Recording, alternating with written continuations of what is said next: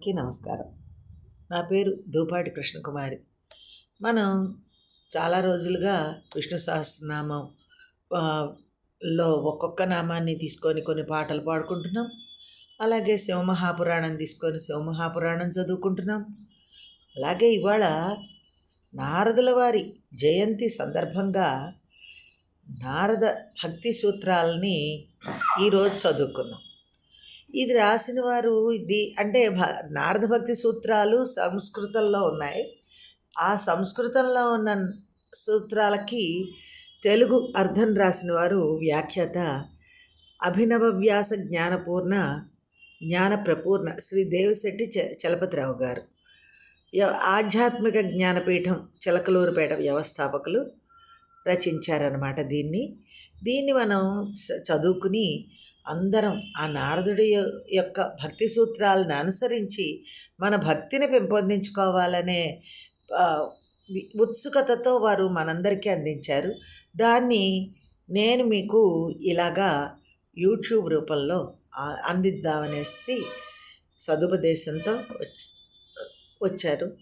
నన్ను అర్థం చేసుకొని మీరందరూ చక్కగా ఈ భక్తిని పెంపొందించుకోవాల్సిందిగా ప్రార్థిస్తూ నారద భక్తి సూత్రములు మొదటి అధ్యాయంలోకి వెడుతున్నాను. సూత్రం 1. అధాతో భక్తిం వ్యాఖ్యాస్యామః. ఇప్పుడు అందువల్ల భక్తిని గూర్చి వివరిస్తాము అని మొదలుపెట్టారు. 2వ సూత్రం సాత్వస్మిన్ పరమ ప్రేమ రూపా. ఇప్పుడు భావం దానికి భక్తిని గురించి వివరించబోతున్నాం. ఎటువంటి భక్తిని గురించి? ఆ భక్తి అయితే భగవంతునిపై ఉత్తమ ప్రేమ రూపమైనది అని చెప్తున్నారు. సూత్రం 3 అమృత స్వరూపాచ. ఆ భక్తి అమృత స్వరూపమైనది, మోక్షస్వరూపమైనది.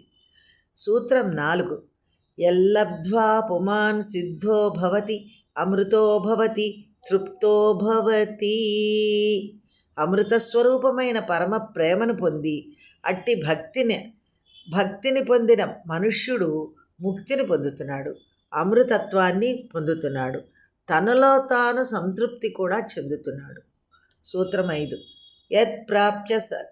యత్ప్రాప్య నకించిత్ వాంఛతి నశోచతి నద్వేష్టి నరమతే న ఉత్సాహీ భవతి.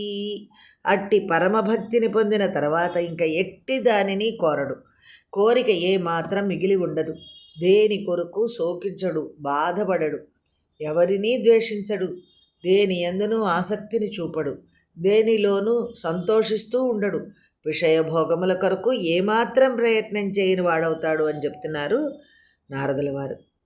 సూత్రం 6 యత్ జ్ఞాత్వా మత్తో భవతి స్తబ్ధో భవతి ఆత్మారామో భవతి.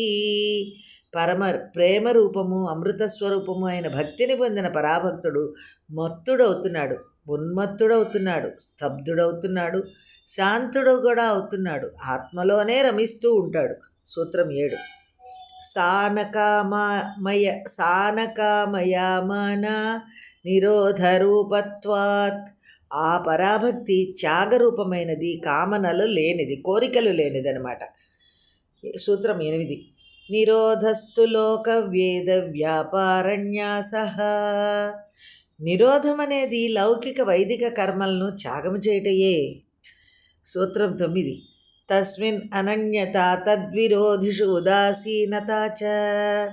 ఆ భగవంతునిలో అన్యభావన లేని భక్తి మరియు భగవంతునికి విరుద్ధమైన ప్రాపంచక విషయాలలో తటస్థ వైఖరి, ఉపేక్షాభావం. సూత్రం 10 అన్యాశ్రయణం త్యాగోనన్యత. అన్య విషయాలను ఆశ్రయించటను త్యజించుటయే అనన్యమైన భక్తి. సూత్రం 11 లోకవేదేషు తదనుకూలాచరణం తద్విరోధిషు ఉదాసీనత. లౌకిక వైదిక కర్మలలో భక్తికి అనుకూలమైన వాటిని చేయటం, భక్తికి వ్యతిరేకమైన వాటిల్లో ఉపేక్షాభావంతో ఉండటం. సూత్రం 12 భవతు నిశ్చయదాధ్యాద్వూర్వం శాస్త్రరక్షణం. అనన్యభక్తిని పొందాలని నిశ్చయించుకున్న తర్వాత శాస్త్రరక్షణం భవతు అంటున్నారు. శాస్త్రోపదేశాలను పాటించాలి అంటున్నారు. సూత్రం 13 అన్యథాపాతిత్యాశంకయా, అలా కానిచో పతనమగుట తథ్యం అని చెప్తున్నారు సూత్రం 14లో. లోకోపి తావదేవ కింతు భోజనాది వ్యాపారస్త్వా శరీరధారణావధి. లౌకిక కర్మలు కూడా బాహ్య ప్రపంచ జ్ఞానం ఉన్నంత వరకు పాటించాలి. అతీతావస్థ చేరుకునే వరకు, బాహ్య జ్ఞానం ఉన్నంత వరకు అంటే బతికున్నంత వరకు అని కాదు. మనకి భక్తిలో మునిగిపోయి అతీతావస్థకి ఎవరైతే చేరుకోగలరో వాళ్ళు అంతవరకు లౌకిక కర్మల్ని తప్పనిసరిగా చేయవలెను. అంటే వాటిలో ఏమిటంటే భోజనాది కార్యకలాపాలు శరీరం ఉన్నంత వరకు కొనసాగించవలసిందే. ఇది అతీతావస్థ చేరుకున్నా చేరుకోకపోయినా కూడా ఇది శరీరం ఉన్నంత వరకు శరీరాన్ని రక్షించి ఆ స్వామి తీసుకెళ్లేంత వరకు మనం కొనసాగించాలి. సూత్రం 15 తల్లక్షణాన్ని వాచ్యంతే నానా మతభేదాత్. వివిధ మతానుసారము అంటే వేరు వేరు అభిప్రాయాల ప్రకారం. వివిధ మతాలంటే మతాల గురించి కాదండి, వేరు వేరు అభిప్రాయాల ప్రకారం ఆ భక్తి యొక్క లక్షణాలు ఇలా వర్ణించబడుతున్నవి. సూత్రం 16 పూజాదిష్వనురాగ ఇది పారాశర్య. పారాశర్యులు అంటే వేదవ్యాస మహర్షి, పరాశర మహర్షి పుత్రుడు. భగవంతుని పూజించుట యందు అనురాగమే అని వేదవ్యాస మహర్షి మతం. భగవానుని పూజాదుల్లో అనురాగం, ప్రేమే భక్తి అనేది పరాశర నందనుడైన వేదవ్యాసుడి అభిప్రాయం. సూత్రం 17 కథాదిష్వితి గర్గ. ఒక్కొక్క మహర్షి యొక్క అభిప్రాయాలని నారదుల వారు ఇలా చెప్తున్నారు. భగవంతుని కథలు చెప్పుట, వినుట, స్తుతించుట, కీర్తించుట భక్తి అని గర్గ మహర్షి యొక్క అభిప్రాయం. సూత్రం 18 ఆత్మరత్య విరోధేనేతి శాండిల్య. ఆత్మరతి యందు విరోధం లేని భక్తియే నిజమైన భక్తి అని శాండిల్య మహర్షి యొక్క అభిప్రాయం. ఏకము అఖండము అయిన శుద్ధ ఆత్మలో రమించుటయే ఆత్మరతి అని, ఆ ఆత్మరతి యందు నిత్యస్థితి కలిగి ఉండుటయే భక్తి అని శాండిల్య ఋషి అభిప్రాయము. సూత్రం 19 నారదస్తు తదర్పితాఖిలాచారత తద్విస్మరణే పరమ వ్యాకులతేతి. నారద మహర్షి అభిప్రాయం అయితే సమస్త కర్మలను భగవంతునికి అర్పించటం, భగవంతుని కొంచెంసేపైనా మరిచిపోయినందుకు విపరీతంగా వ్యాకులత చెందటం అంటే బాధపడటమే అని భక్తి అని చెప్తున్నారనమాట. సూత్రం 20లో అస్వేవమేవం అంటే ఇలాగనే ఉంది అని చెప్తున్నారనమాట. 21 సూత్రం యథావ్రజ గోపికానాం బృందావన గోపికల వలే అంటున్నారు. సూత్రం 22లో తత్రాపి మహాత్మ్య జ్ఞాన విస్మృత్యపాద. అట్టి సంపూర్ణ పరమ ప్రేమ అవస్థలో కూడా గోపికల యందు భగవంతుని మహత్తుకు సంబంధించిన జ్ఞానం లేదు అనేవాళ్ళు చాలామంది ఉన్నారు. అది మాత్రం సరైన పద్ధతి కాదు.